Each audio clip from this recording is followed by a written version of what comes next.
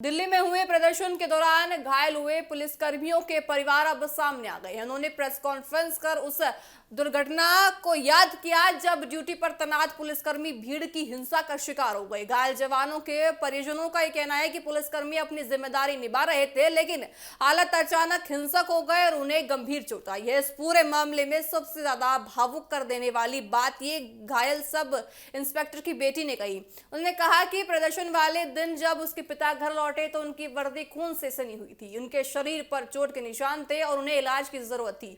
बेटी ने बताया कि अगर उस समय उनके पिता ने हेलमेट नहीं पहना होता तो शायद उनकी जान भी जा सकती थी। घायल पुलिसकर्मी की बेटी ने बताया कि उनके पिता पहले भारतीय नौसेना में कमांडो रह चुके हैं और उन्होंने देश की सेवा में कई साल बिताए हैं। इसके बाद उन्होंने दिल्ली पुलिस में अपनी सेवाएं दी हैं। बेटी का कहना है कि उनके पिता हमेशा अपनी ड्यूटियों को सबसे ऊपर रखते हैं, लोगों की सुरक्षा के लिए काम करते हैं। परिवार के मुताबिक प्रदर्शन के दौरान हालत धीरे धीरे तनावपूर्ण होते गए। पुलिसकर्मी भीड़ को नियंत्रित करने और व्यवस्था बनाए रखने की कोशिश करते रहे। इस दौरान कुछ लोगों ने पुलिसकर्मियों के साथ मारपीट की, जिसमें कई जवान घायल हो गए। सब इंस्पेक्टर की बेटी ने बताया कि उनके पिता प्रदर्शन स्थल पर आगे की तरफ देखिए तैनात थे, वहां भीड़ काफी ज्यादा बढ़ गई। उन्होंने बताया कि घटना के बाद उनके पिता को अस्पताल भी ले जाया गया, जहां वे 1 घंटे तक बेहोश भी रह चुके थे। बाद में उनके साथी उन्हें घर लेकर आए। आइए आपको सुनाते हैं कि उनकी बेटी का और क्या कुछ कहना है। Miss Kunjal, I am a student of DU. My father is a SI in Delhi Police. मेरे पापा पुलिस में आने से पहले मेरे फादर इंडियन नेवी में मैरीन कमांडो थे। उन्होंने इंडियन नेवी को अपने 15 साल दिए हैं।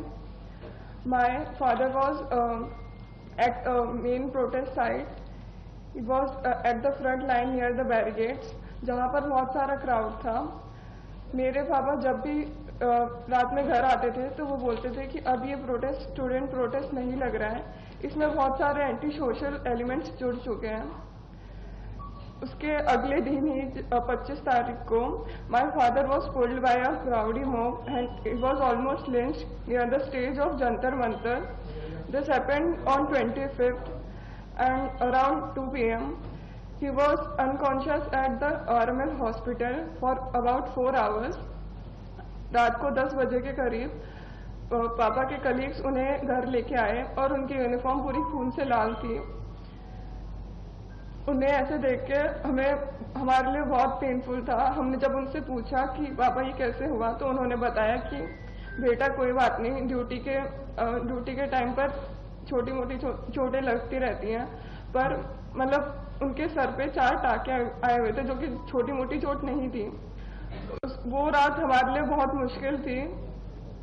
और जब मैंने सोशल मीडिया खोल के देखा तो सोशल मीडिया पे मेरे ही पापा को क्रिमिनल बता रहे थे।